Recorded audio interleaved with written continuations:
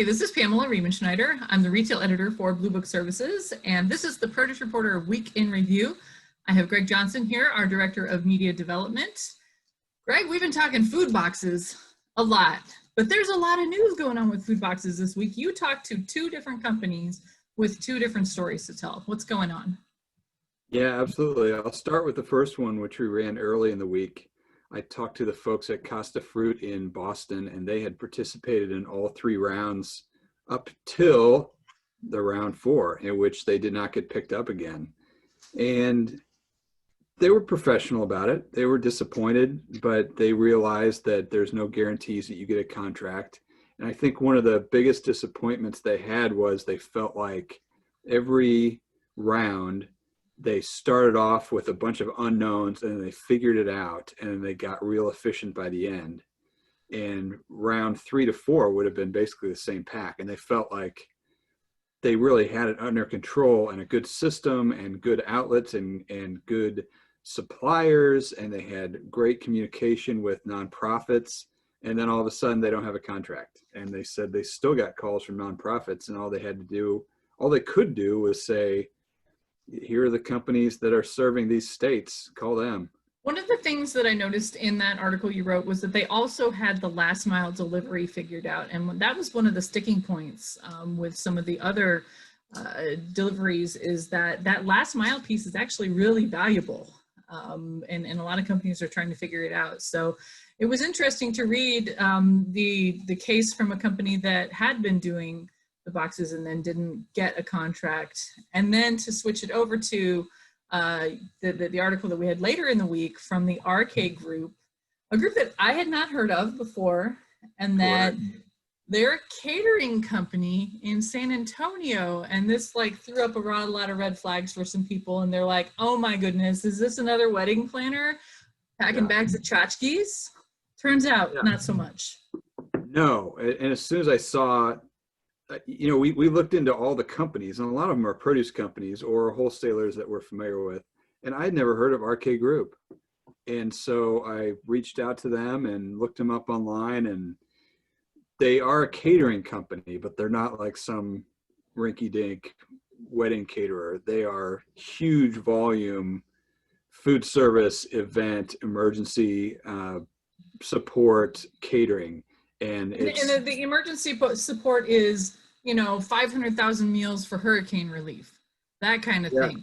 Exactly. The marketing director, John, said 35 to 40,000 meals a day during hurricane relief just a month ago. So for them to get a 600,000 box, $23 million food box contract for 2 months, he said, this is no big deal. This is what we do. The only thing they don't always have is those kinds of dairy and meat and produce on hand. They do a lot of prepared meals, sandwiches, stuff like that, but they certainly do high volume. And they sent pictures, and we ran some of the pictures about their facility, and it's huge. It's amazing. And I would be really shocked if they can't handle this. And they're working with Benny Keith, who we've covered for many years, a very reputable distributor in Texas, and they work with a lot of the food organizations in Texas. Feeding Texas is one of them. So it's like if they're pulling a fast one here, then they really cover themselves up pretty well with all their suppliers. Really big facility and 20 plus docks and 100,000 square feet. Yeah, I think they'll be fine. It looks like they'll be fine. And that's good for the Texans in need. Texas is one of those states that has multiple suppliers. One of the things that changed from round 3 to 4 is most states only ended up getting one supplier per state. But, Texas is huge. So there are 3 companies that are supporting Texas through the program. And they told me at RK Group that they communicated with the other 2 suppliers for Texas, and they're working out who's serving where, so there's not going to be any overlap and breaks in certain areas of the state. Yeah, this is running like definitely a way better, more more well-oiled machine than it was at first, for sure. So if there is another food box contract that comes up in January, I'm sure we'll see it be as just a no big deal situation if it does continue. Well, we have not heard anything about the continuation. One of the stories I also worked on this week was looking at the political landscape. And I was on a webinar that United Fresh did early in the week. And one of their speakers said the food box program is definitely tied to President Trump. So depending on what happens, if we have President Biden in January, the food box program will not continue. There's no way. It's the Trump program. Could something similar come in its place? Yes. And could there be a 3-week extension from January 1st to Inauguration Day? That's possible. Mm-hmm. Or they could just completely rebrand it and call it the Biden box. Who knows? We don't know what's going to happen. We'll just have to keep watching. Yeah. But one of the items they put in these boxes at Arcade Group is a little box of apples. And it's probably one of the high volume, possibly Red Delicious. But you have a story this week talking about how the Red Delicious is seeing its well-deserved decline. We are seeing a well-deserved decline in Red Delicious. The first Apple stock report of the season came out on November 1st, and I'm just pulling it up here. And the total fresh Apple holdings for Red Delicious are down 33%. And we're seeing a steep decline over the last couple of years of Red Delicious apples. And not just Red Delicious, Golden Delicious and Brayburn are also down significantly. Actually, almost every apple variety is down, but it's one of those the apple market goes up and down every year. And I believe this year is going to be one of those ones that's down. So if you look at the stock report, Gala actually has the most fresh market holdings, followed by Red Delicious. And then the next one is Fuji, and then Honeycrisp. Honeycrisp is one of the ones that has shown a steep incline. And actually only a couple of apple varieties are up over the last 5 years. And that includes Honeycrisp, Cosmic Crisp. Cosmic Crisp actually year over year is up 433%. So I believe we're going to see a little more push into the market, a little more widespread promotion if they've got any promotion dollars left. They did spend a whole lot last year with the launch of that variety. And then we also saw like Pippin and York are up, but those are mostly processing apples, so that's just kind of a variation in seasonality for them probably. But to see Red Delicious go down, as challenged as the apple market has been over the last couple of years, I mean, tariffs have been really hard on exports for apple producers. Demand is not really there from consumers. And then there's been a lot of supply of apples, perhaps oversupply. So to see one of the biggest varieties and one of the least desirable varieties, think about where you see Red Delicious. You see it in cafeterias, hotel counters. Hotel counters. Does anyone actually take those? I mean, maybe you take it and you think about eating it and then find it rolling around on the floor of your rental car 3 days later when you turn it back in. You see them in the trash can at schools. Trash cans at schools, yes. I mean, I have a friend who is a school food service director, and when they get apples in, she's super excited to get Galas because she knows the kids will actually eat them, and hates getting Red Delicious because she knows they'll take one bite and throw it away.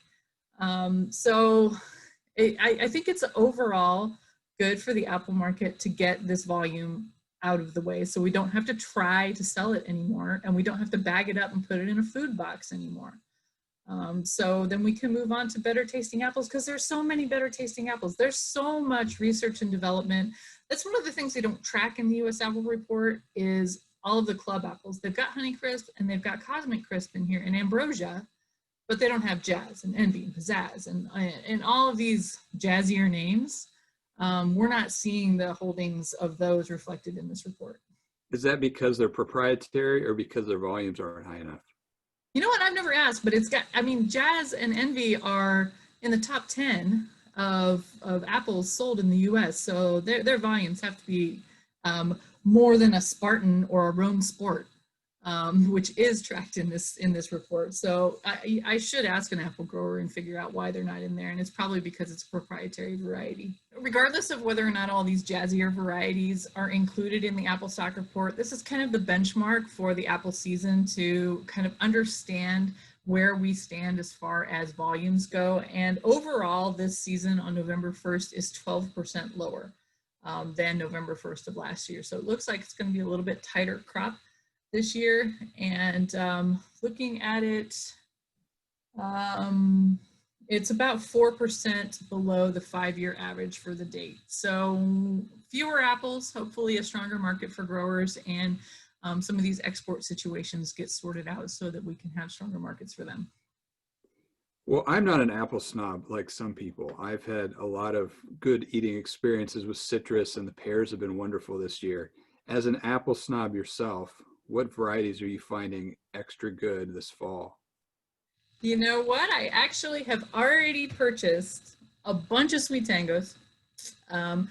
HEB had what my son calls the enchanted golden apple. So if you have a Minecraft player, and Opal Apples needs to make a deal with Minecraft Mahjong or Moang, and that's who does Minecraft. Because whenever my 6-year-old sees the Opal apple, he says they're enchanted golden apples. So HEB had those for 97 cents a pound the other day, and they were fantastic. So I bought a whole bunch of those. And then I've actually had some really good Honey Crisps so far this year, but I'm really looking forward to Cosmic Crisp. I actually finished off the last of the Cosmic Crisp that were in my crisper drawer. Just a couple of weeks ago, I got them out. They were not, I wouldn't say they were actually good to eat like fresh, but they were edible, and I put them in a pie. And that was 9 months after I put them in my crisper drawer. So that was pretty amazing. So that is the cold storage facility you have. Yeah, my beer fridge is a apple cold storage facility. I had some Evercrisps out there too. That's another one that I'm looking forward to as well. The Midwest Apple Improvement Center, Evercrisp, that is a fantastic apple. And I saw some great deals on it later in the season last year, and I'm looking forward to it. I'm really looking forward to that later season debut apple when they start pulling out, in January and February, when they start getting, Cosmic Crisp, Evercrisp. Even Sugar Bee is good later into the season. I like those apples, and I'm looking forward to those. All right, well, that's it for the Produce Reporter Week in Review. If you are not getting the Produce Reporter, you need to go to producebluebook.com and sign up. Hey, this is Pamela Riemenschneider. I'm the retail editor for Blue Book Services, and this is the Produce Reporter Week in Review. I have Craig Johnson here, our Director of Media Development. And Chewy's biting my arm. He's like, what? Okay, let me try again, because literally you started biting my arm. I'm like, hey, pay attention to me.